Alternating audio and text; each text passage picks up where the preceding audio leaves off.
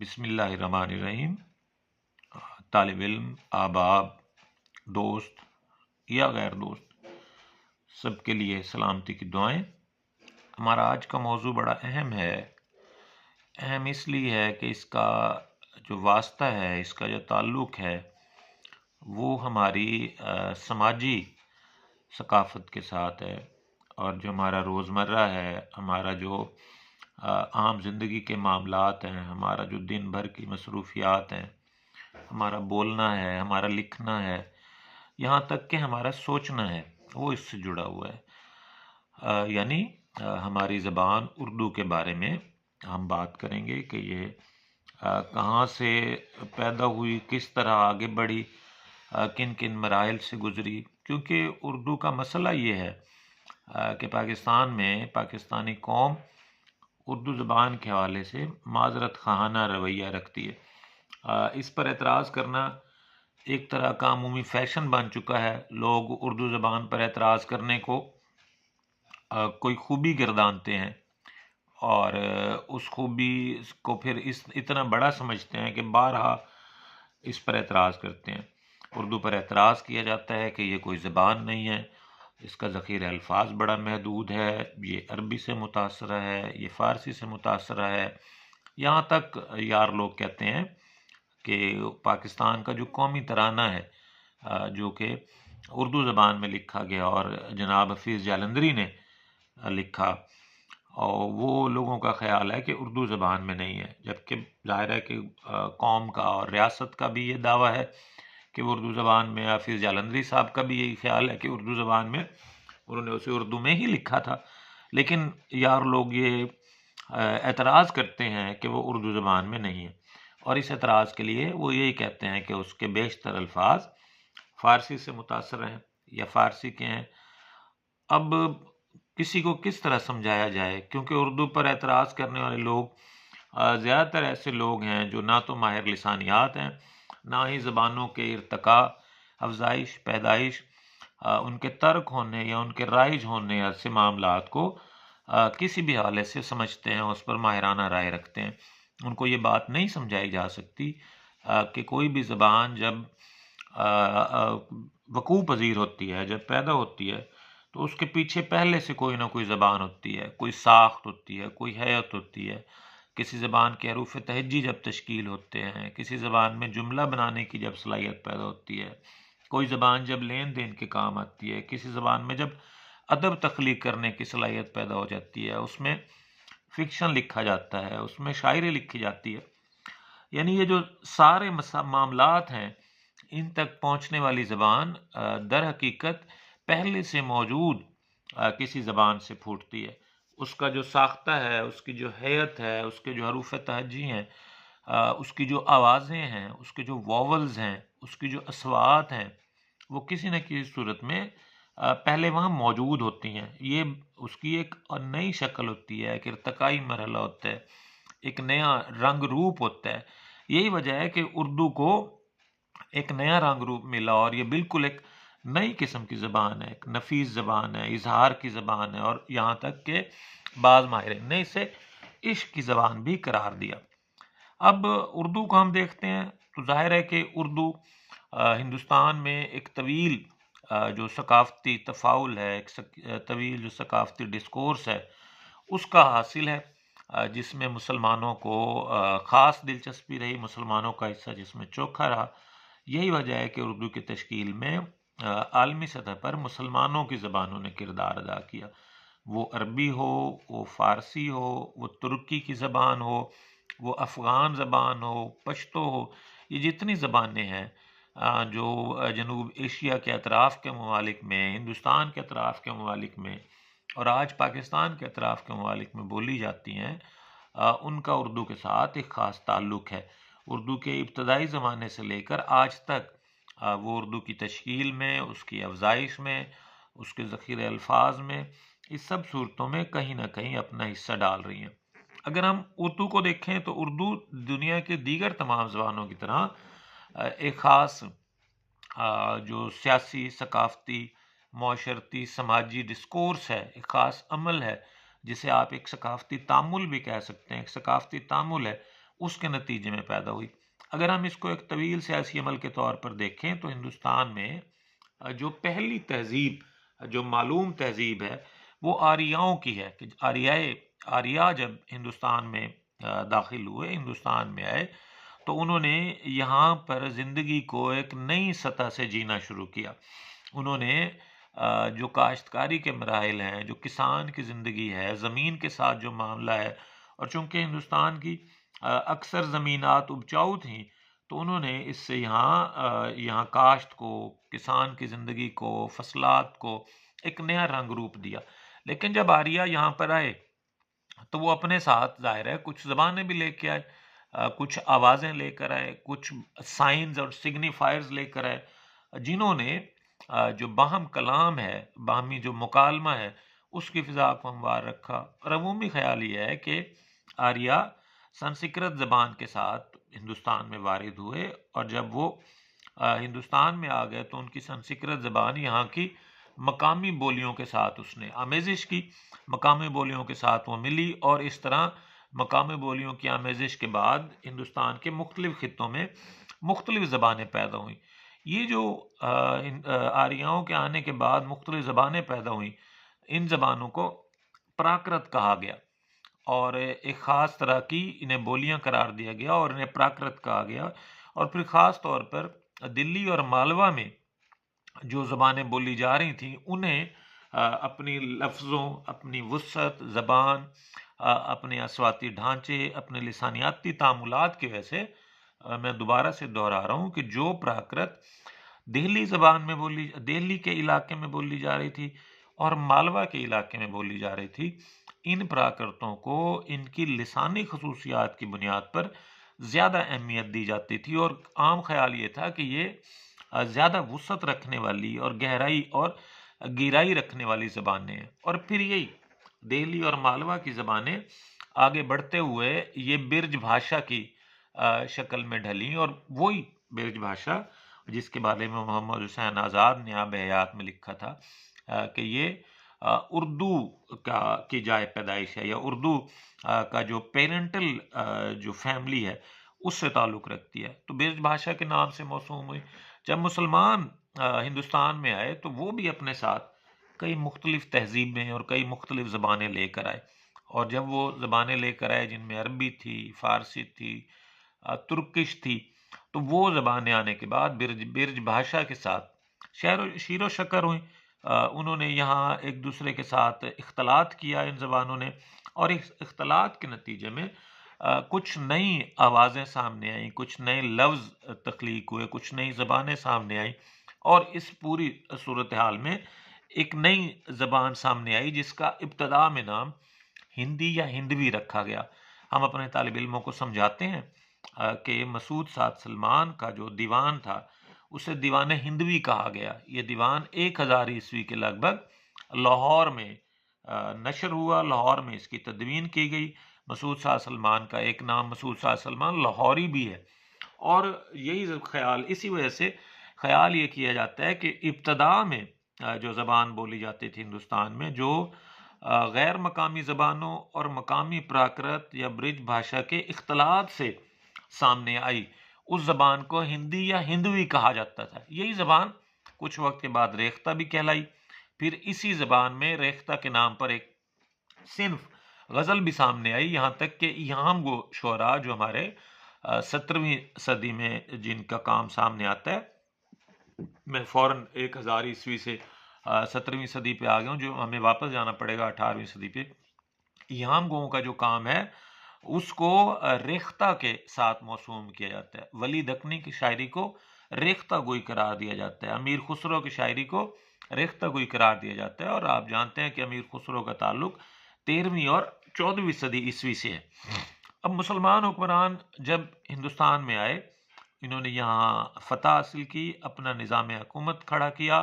گو یہ اپنے ساتھ عربی لے کر آئے، اپنے ساتھ ترکش لے کر آئے، مقامی طور پر سنسکرت رائج تھی، پراکرت تھی، برج بھاشا تھی، لیکن انہوں نے یہاں جو کار سرکار کی زبان تھی اسے فارسی قرار دیا، اور فارسی میں ہی یہاں پھر لکھت پڑھت کا رواج عام ہوا۔ یہی وجہ ہے کہ ہندوستان میں ایک طویل عرصے تک جو لٹریچر کا کام ہے، ادب کا کام ہے، شاعری کا کام ہے، وہ فارسی میں ہوتا گیا. لیکن آہستہ آہستہ رفتہ رفتہ ایسے شعراء بھی پیدا ہوئے جنہوں نے فارسی کے ساتھ ساتھ دوسری زبان جو یہاں جو دہلی اور مالوا سے جس کی بنیاد رکھی گئی تھی اور جسے برج بھاشا کا نام دیا گیا تھا، اس برج بھاشا میں بھی کچھ نہ کچھ کہہ رہے تھے، بلکہ وہ برج بھاشا سے اگلا قدم اختیار کرتے ہوئے ریختہ کی شکل اختیار کر چکی تھی. وہ ریختہ میں بھی شعر کہہ رہے تھے، ریختہ میں بھی نثر لکھ رہے تھے، ریختہ میں بھی اپنا جو اظہار ہے اس کو کر رہے تھے. اور ان میں جو پہلا بڑا نام ہمارے سامنے آتا ہے وہ امیر خسرو کا ہے. آپ جانتے ہیں کہ امیر خسرو کے سال پیدائش کے حوالے سے 1255 پر اجتہاد ہے اور سال وفات کے حوالے سے 1325، کیونکہ ہندوستان میں آج بھی 21ویں صدی میں بھی ہندوستان پاکستان کے بہت سارے علاقوں میں بچوں کی تاریخ پیدائش لکھنے یا اس کو مربوط کر کے رکھنے یا اس کا ایک حساب کتاب رکھنے کی روایت نہیں ہے. تو کہاں 11ویں 12ویں 13ویں صدی عیسوی میں امیر خسرو کے زمانے میں ایسا ہوگا؟ تو ظاہر ہے کہ پھر ہمارے جو ماہرین ہیں علم کے، سماجیات کے، ادب کے، وہ اپنا جمع تفریق کرتے ہیں، اپنی تیغڑم لڑاتے ہیں، وہ چیزوں کے حساب کتاب لگاتے ہیں. تو ان حساب کتابوں سے یہ ایک متفقہ فیصلہ ہے کہ جناب امیر خسرو کا سال پیدائش 1255 اور سال وفات 1325 ہے. اور امیر خسرو ابتدان وہ شاعر ہیں. ظاہر ہے اب ہمارے پاس 1000 عیسوی میں مسعود سعد سلمان ہے اور پھر اس کے 250 سال بعد ہمارے پاس امیر خسرو ہیں، جن کی موسیقی، جن کی لفاظی، جن کے جو اشعار ہیں، ان کا رس اور ان کا جو سبھاؤ ہے وہ آج بھی ہماری شاعری میں پایا جاتا ہے. عمومی خیال یہ ہے کہ جو ریختہ ہے، جو مخلوط زبان میں جو لکھی جاتی تھی، اس کا آغاز یہاں شاہ جہان کے زمانے میں ہو جاتا ہے، اور شاہ جہان نے خود اپنے قلم سے بھی اس مخلوط زبان میں کچھ نہ کچھ لکھا، اور اس کے لیے مختلف طرح کے لوگ مختلف چیزیں سامنے لاتے رہتے ہیں. لیکن ایک خیال ہے کہ وہ کچھ ایسا تھا، فرما علی کے در زبان ہندی، اس طرح کا کوئی تھا، فرما علی کے در زبان ہندی، از دستخط خاص رقمیں فرمودہ شاہد ایمانی است. یعنی اب یہ خیال ہے کہ اس طرح کی کچھ جملے شاہ جہان سے جوڑے جاتے ہیں. ہندی کے ساتھ ساتھ وہ جو شاعری لکھی جا رہی تھی اسے نظم ریختہ بھی کہا جا رہا تھا. بعد میں اس کو ریختی بھی کہا گیا، ایک اس کی صورت ریختی کی صورت میں بھی تھی. لہٰذا لیکن یہ اب ارتقاء ہے زبان کا جو مسلسل شروع ہو گیا، اور جو برج بھاشا ہے، جو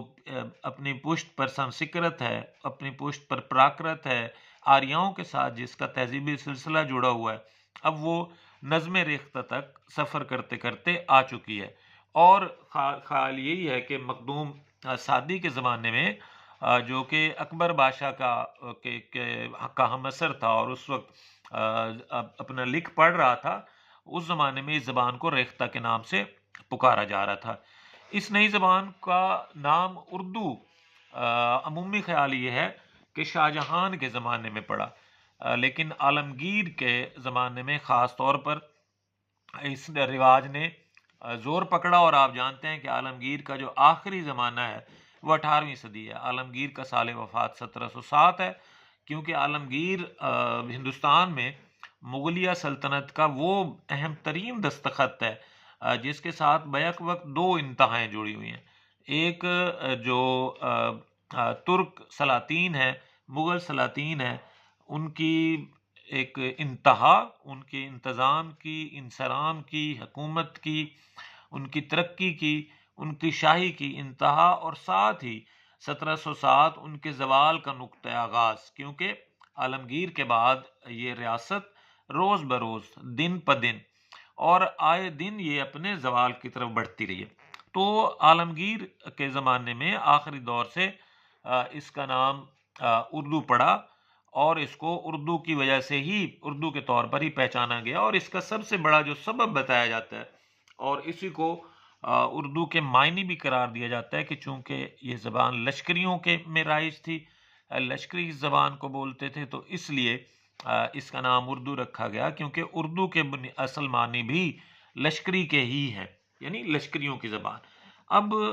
18ویں صدی کے بعد، کیونکہ عالمگیر کی وفات 18ویں صدی کی پہلے عشرے میں ہوتی ہے، پہلے دہے میں ہوتی ہے، تو اب ہندوستان میں جو انگریزوں کا انصرام ہے، انگریزوں کا جو داخلہ ہے، وہ زیادہ شدت کے ساتھ سامنے آتا ہے۔ آپ جانتے ہیں کہ حقیقت میں تو جو پرتگالی انگریز ہیں وہ 1496 میں ہی ہندوستان میں داخل ہو گئے تھے، اور انہوں نے تجارت کے بہانے سے ایک بہت بڑے پیمانے پر ہندوستان کے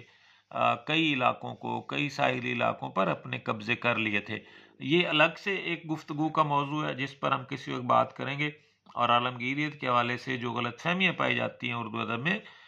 انہیں رفع کرنے کی کوشش کریں گے۔ تو 19ویں صدی میں جب انگریز یہاں پر آتے ہیں تو سب سے پہلے وہ 1800 میں کلکتہ میں فورٹ ولیم کالج کو قائم کرتے ہیں۔ فورٹ ولیم کالج اردو کی ترقی کے حوالے سے بڑا اہم ادارہ ہے۔ فورٹ ولیم کالج در حقیقت 1799 میں جو ٹیپو کی شہادت ہے اس کے جشن کے انصرام کے طور پر قائم کیا جاتا ہے۔ بنیادی مقصد اس کا جو انگریز افسران ہندوستان میں آتے تھے ان کی تربیت کرنا تھا، کہ وہ کس طرح ہندوستان میں اپنی طاقت کو، اپنے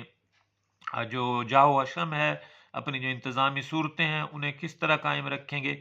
کس طرح وہ بہتر سے بہتر حکومت کر سکتے ہیں، کس طرح وہ، آپ یاد رکھیے کہ جی dogs and Indians are not allowed, یہ جو تربیت تھی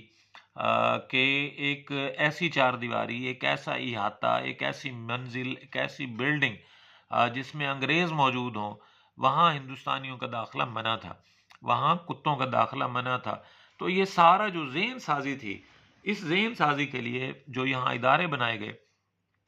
ان میں پہلا ادارہ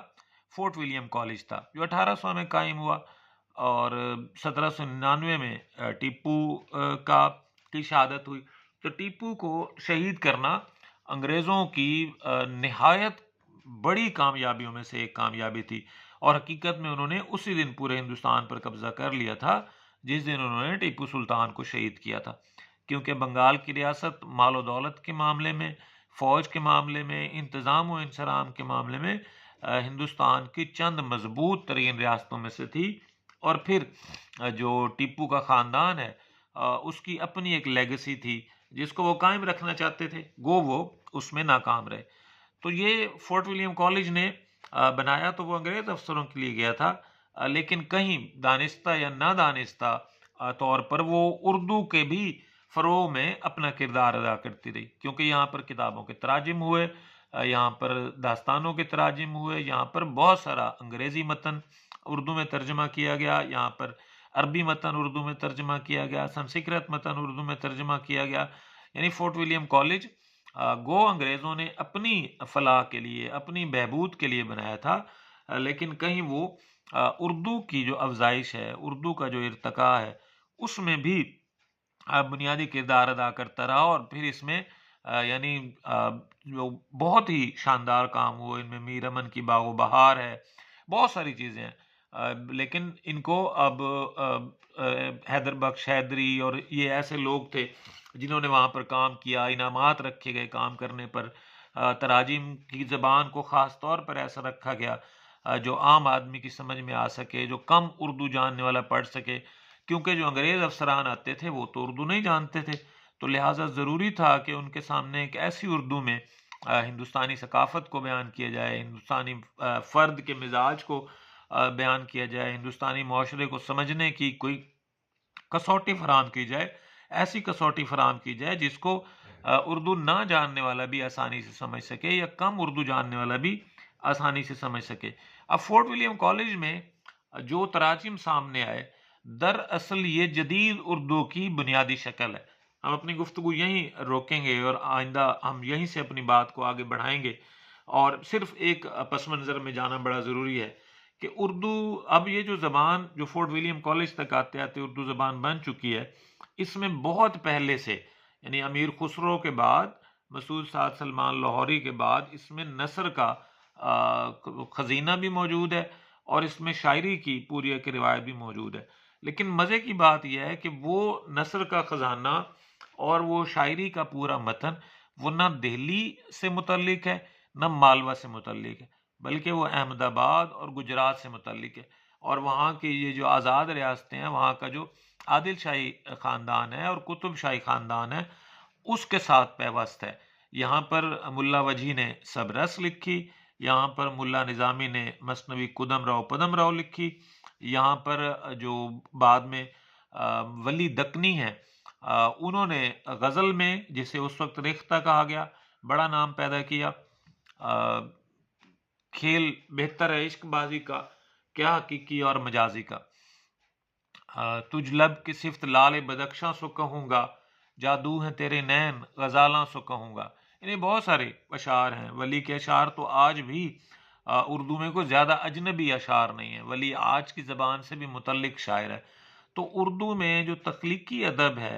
اور جو تحریری ادب ہے، وہ منثور ادب ہو یا منظوم ادب ہو، اس کا رواج بہت پہلے سے 14ویں صدی سے ہی، 13ویں اور 14ویں صدی سے ہی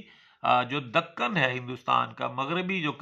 جنوبی کنارہ ہے، وہاں پر شروع ہو چکا تھا۔ اور دوسری طرف دہلی ہے جو مرکز ہے، جہاں پر سب حکمرانوں کی نگاہ ہے، جہاں پر ریاست کے فیصلے ہوتے ہیں، جہاں پورے ہندوستان کو کنٹرول کرنے کی باتیں ہوتی ہیں، وہاں پر ایک اور زبان یعنی اردو کی صورت میں،